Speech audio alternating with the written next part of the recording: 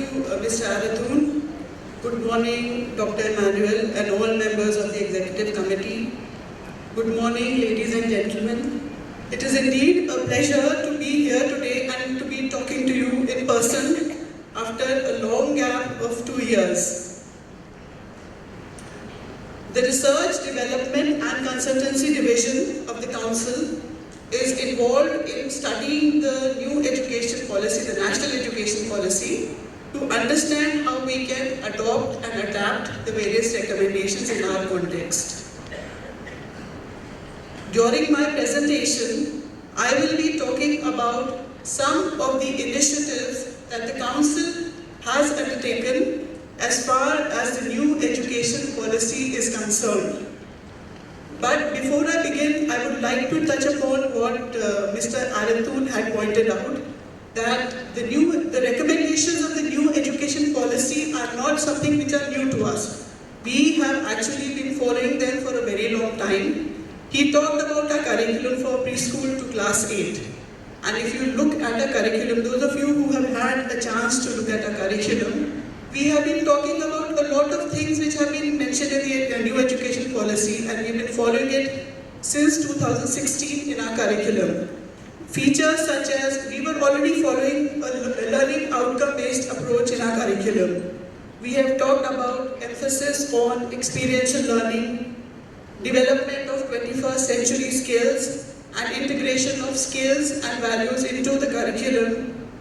We have talked about the fact that one should not teach subjects in silos, which is also something that the NEP is emphasizing on, to help children understand that knowledge is all connected and to help them see connections across subjects. So the curriculum is already following many of the recommendations of the NEP. In addition, even at our ICSE and ISC levels, there are a number of features which are an integral part of our curriculum, which are also recommendations in the NEP. Mr. Arathun has already touched upon the initiatives that we are undertaking, but I will be talking about each of these in more detail. I go on to one of the recommendations of the NEP, and I'm sure all of you are familiar with it. This is a recommendation from the section on curriculum and pedagogy in schools. And the NEP says, I quote, students will be given increased flexibility and choice of subjects to study so that they can design their own paths of study and life plans. It further goes on to say, there will be no hard separation amongst curricular, extracurricular, arts and humanities, sciences, or between vocational and academic streams. This is a feature, ladies and gentlemen, which is already an integral part of the Council's curriculum at the ICSE and ISC levels. As you all know, both at the ICSE and ISC levels, the Council offers a lot of flexibility in choice of subjects, and students can select subjects across boundaries of science, commerce, or humanities. In the context of vocational education, the new education policy says that there will be no hard separation between the vocational and the academic streams, and it further goes on to say, I quote, vocational education will be integrated in the school curriculum in a phased manner. The development of vocational capacities will go hand in hand with the development of academic or other capacities. This again is a feature which is already there in our curriculum. If you look at our ICSE curriculum, we have group 3 subjects which are skill-based subjects, which have a 50% component of internal assessment. And over the years, even before the NEP came out, even before the NEP recommended inclusion of vocational subjects in our curriculum, we had introduced vocationally oriented subjects such as hospitality management, mass media and communication, and 2 subjects in the area of beauty and wellness. These subjects have a lot of scope, and in case students want to follow these subjects as a further course of study, they can take up numerous courses. For example, in the subject hospitality management, A child can go on to specialize in a specialized job role such as a front office assistant or a chef and so on. Similarly for the other vocationally oriented subjects. Further, in view of the fact that the NEP is paying such a lot of emphasis on vocational education, on skilling India, the Council will be introducing new subjects at the ICSE level. From the examination year 2025, 5 new subjects will be introduced at the ICSE level in Group 3. The subjects that will be introduced are for specific job roles, as you can see over here, and these subjects are dietetic assistant, basic data entry operator, cashier, auto service technician, early years physical activity trainer. These are all subjects for specialized job roles. The syllabi for these subjects has been prepared after studying the syllabi for various vocational courses developed by the Pandit Sundar Lal Sharma Central Institute of Vocational Education, that is PSSCIVE, Bhopal. With the introduction of these 5 new vocational subjects, these job role based subjects, there will be 2 changes in Group 3 at the ICSE level. The first change will be that Group 3 will be divided into 2 sections. Section A will include the existing skill-based subjects, and Section B will include the new job role-based subjects.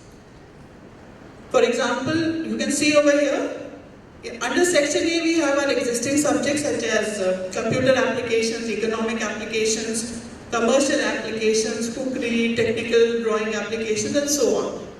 And Section B from examination year 2025 will have the job role based subjects which I have just shown you, like dietetic aid, basic data entry operator, cashier and so on.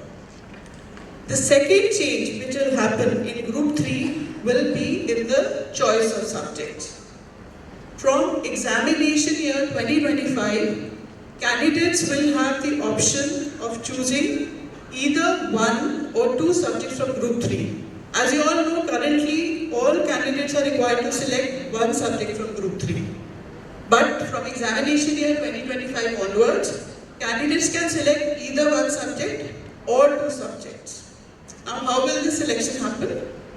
If they are selecting 1 subject, they can select 1 subject either from Section A, say Home Science, or they can not select any subject from Section A and they can select a subject from Section B, say Dietetic Aid. If a candidate wants to select 2 subjects from Group 3, then they can select 1 subject from Section A and 1 subject from Section B. For example, Home Science from Section A and Basic Data Entry Operator from Section B. They can select 2 subjects from each of the sections as long as there is no overlapping content, which is something which we will be specifying in the syllabus. I go back to the NEP.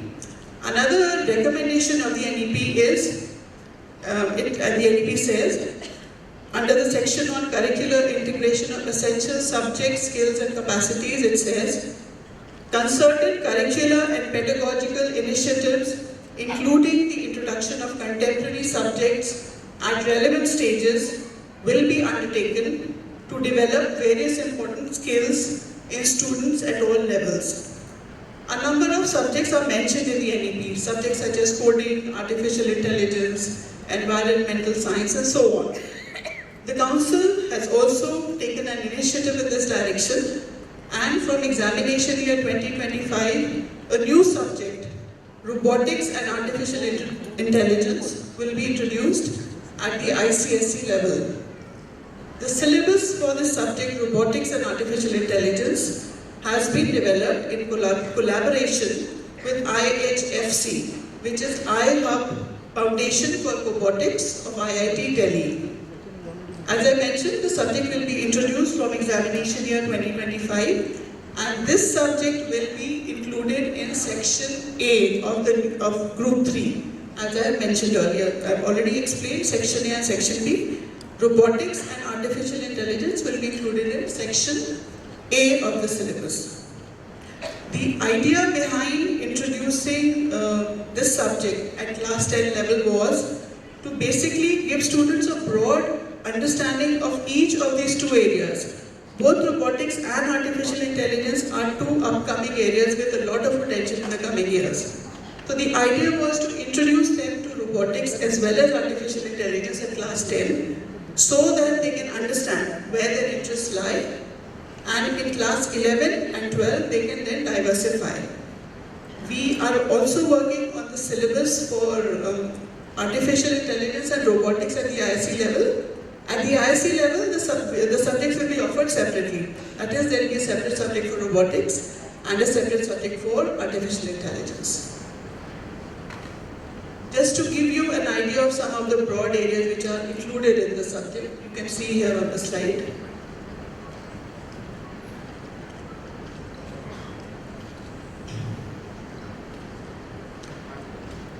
I go on to another important recommendation in the new education policy, and I quote, "The NEP 2020 has recognized the foundational literacy and numeracy as an urgent and prerequisite requirement.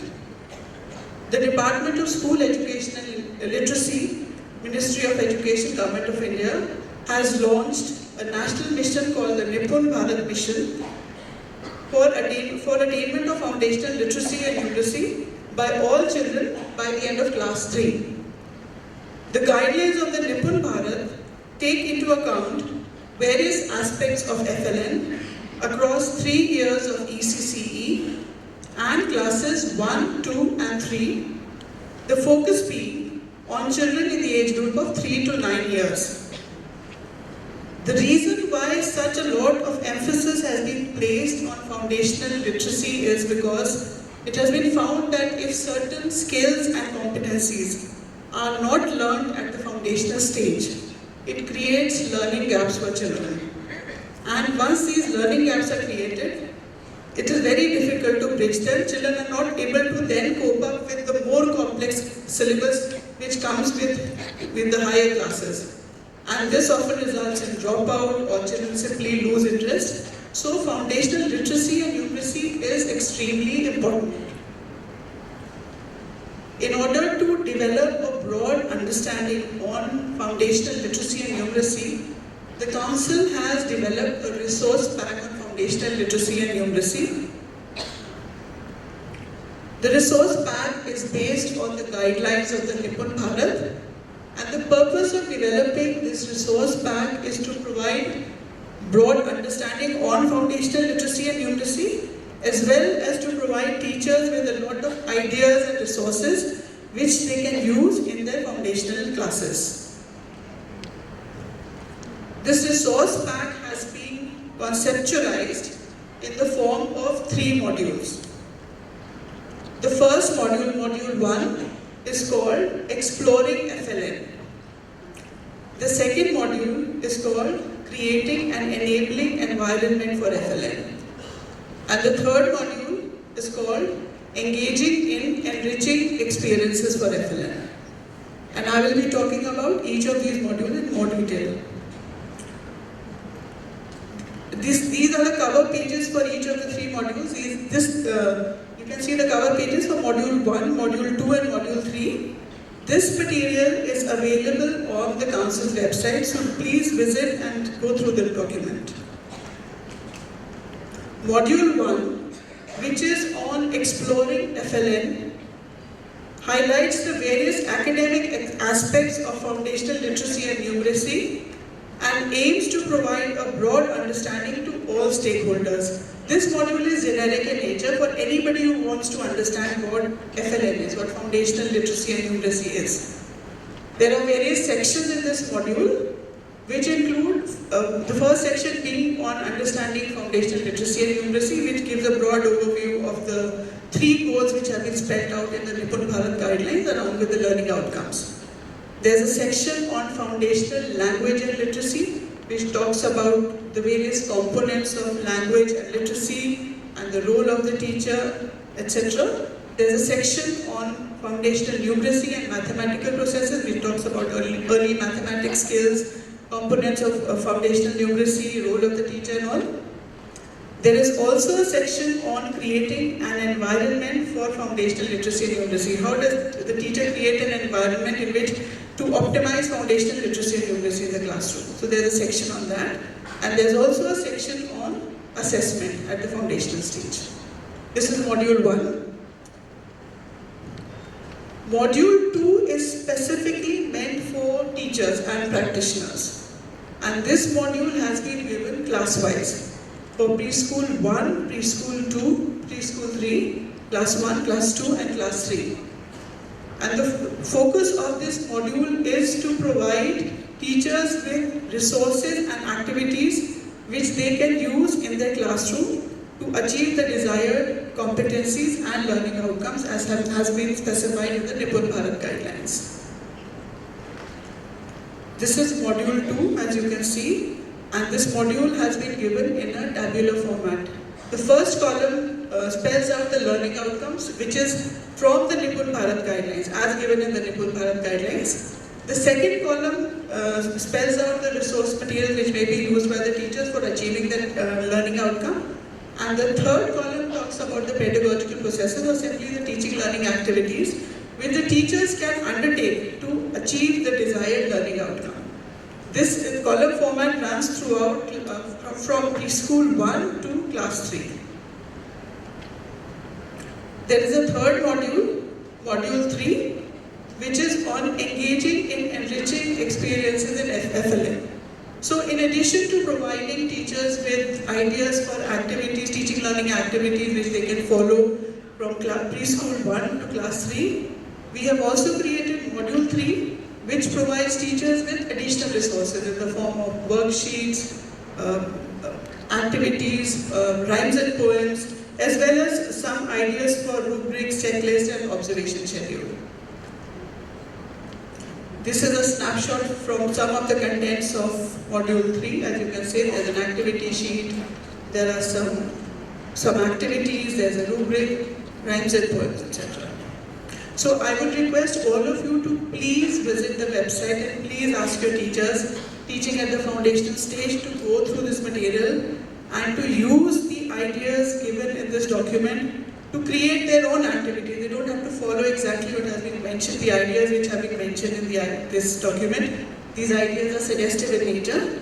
They can go through the document and then adapt and adopt these ideas in their context, so that they can achieve the learning outcomes and the competencies at the foundational stage as has been specified in the Nipun Bharat guidelines. I have just talked at length about foundational literacy and numeracy. There's another kind of literacy which is also very important, that is financial literacy. In fact, financial literacy has been recognized as an important life skill in the new education policy. In fact, the National Strategy on Financial Education, NSFE, recognizes financial literacy as an important life skill that has a direct impact on one's personal well-being. And one of the action points under the National Strategy on Financial Education is to integrate financial education in the school curriculum for classes 6 to 10. Now here I would like to emphasize that financial literacy is not to be treated as a separate subject. It is not a standalone subject. Aspects of all financial concepts, as and when at appropriate moments as they come back, or while the teacher is teaching the subject, concepts of financial literacy need to be integrated into the curriculum. However, it is not a separate subject. The Council, in order to develop a better understanding on financial literacy, what financial literacy is, why should students be studying financial education, what the role of the school is, and along with that, in order to develop a better understanding on this, as well as to provide ideas on how to integrate financial literacy in the school curriculum, the Council has prepared a handbook on financial literacy. This handbook is ready and has gone for review and will be very soon put up on the Council website. So please go through it. The NEP talks about bringing about transformation in education. A number of changes are talked about in the NEP. The teachers are going to play a key role in this transformation process. Therefore, a lot of importance has been placed on continuous professional development of teachers. The NEP says, under the section on continuous professional development, it says, and I quote, teachers will be given continuous opportunities for self-improvement and to learn the latest innovations and advances in their professions. Each teacher will be expected to participate in at least 50 hours of CPD opportunities every year for their own professional development, driven by their own interests.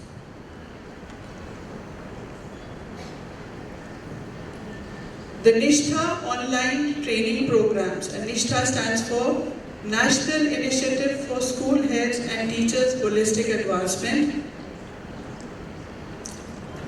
is a part of the continuous professional development of teachers, which these programs are being conducted by the NCRT and hosted on the Diksha portal. I'm sure all of you are familiar with the Nishtha programs. We have already been running the Nishtha programs in our schools for the past 2 years.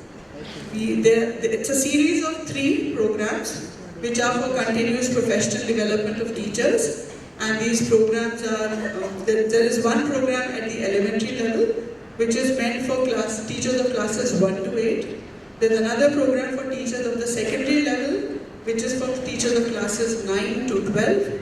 And there's a third program which is for foundational literacy and numeracy for teachers teaching preschool to class 5. These programs have already been running in our schools.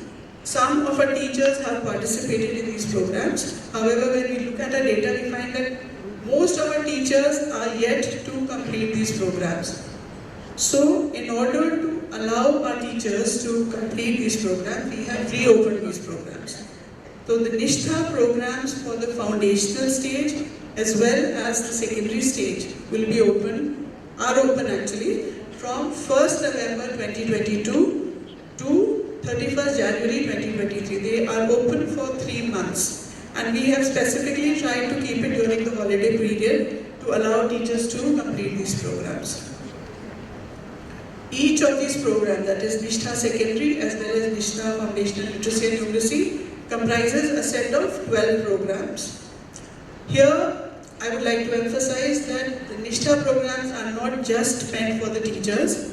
They are also meant for heads of schools. Because as I mentioned earlier, the NEP talks about transforming education. And while the teacher will play a key role in bringing about the change process, she cannot accomplish anything without the support and guidance of heads of schools.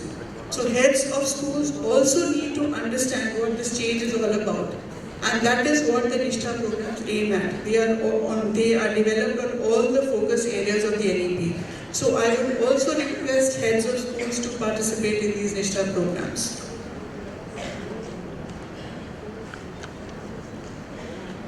Bringing about any change begins with first understanding what the change is all about. The NEP talks about a number of changes, and one of the ways of understanding these focus areas and the changes that the NEP is talking about is by attending the Nishtha programs, as I mentioned earlier. In addition, in order to develop awareness on the key focus areas of the NEP, the Council is also developing resource material. We know that the NEP and the documents that come out are huge and voluminous, and it is very difficult for teachers to go through those documents. However, they do need to understand the changes, the key points they do need to understand. So the Council has undertaken upon itself to develop resource material on some of the key focus areas of the NEP. In order to communicate this information to schools, we've created an NEP tab on our website. This is the new website that you're seeing. On the new website, there will be an NEP tab, and And when you click on the NEP tab, you will see all, these are the key focus areas of the NEP. We hope that in the coming year, we will be able to develop resource material, short illustrated resource material, and which will be put up under each of these areas. And I would request you to ask your teachers to continue to visit the website, keep going to the NEP tab to see what new material has been put up. Under this NEP tab, we will also be sharing important links and resources which come to us from the Government of India or the NCRT. The first section, which is there's a write-up on the new National Education Policy. This is already available under the NEP tab. This document has also been shared with all schools along with the advisory that went out to schools. In addition to the Nishtha programs for teachers, the Council continues to conduct its own online teacher training programs. These programs are conducted by our office in Kolkata. For the period July to December 2022, 45 training programs have been organized, we are yet to finish with them, which included 24 programs at the ICSE level and 21 at the ISC level, and these are all online programs. Each has a capacity of 980. Before I conclude, I would like to talk about the syllabus, about the literature and English syllabus at the ICSE and ISC levels. I hope you all know that the syllabus for literature and English has been bifurcated from examination year 2024 onwards. Does everybody know that? Okay. And what does this mean, this bifurcation? It means that only the portion that has been prescribed for class 10 will be tested in the class 10 2024 board examination, and only the portion that is prescribed for class 12 will be tested in the ISC class 12 board examination. I would also like to tell you that from examination year 2025, there is going to be a change in the prescribed texts. We have had these prescribed texts for literature and English for more than 5 years now.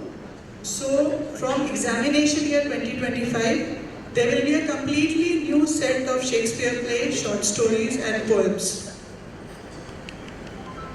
The syllabus, of course, will continue to remain bifurcated.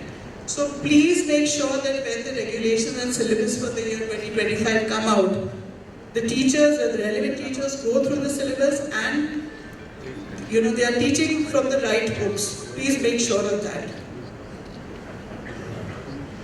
With this, I come to the end of my presentation. I would like to conclude with something that has been said by Peter Drucker. The only skill that will be important in the 21st century is the skill of learning new skills. Everything else will become obsolete over time. It is also said, if you always do what you've always done, you will always be where you've always been. So, as we move ahead, as we usher in the changes, let us be open to learning new skills, accepting new ideas, to doing things differently, to unlearn and relearn, so that we can revitalize education and ensure that the students coming out of our schools, out of our system, have a well-framed mind and are a well-formed mind and are ready for the future. Thank you.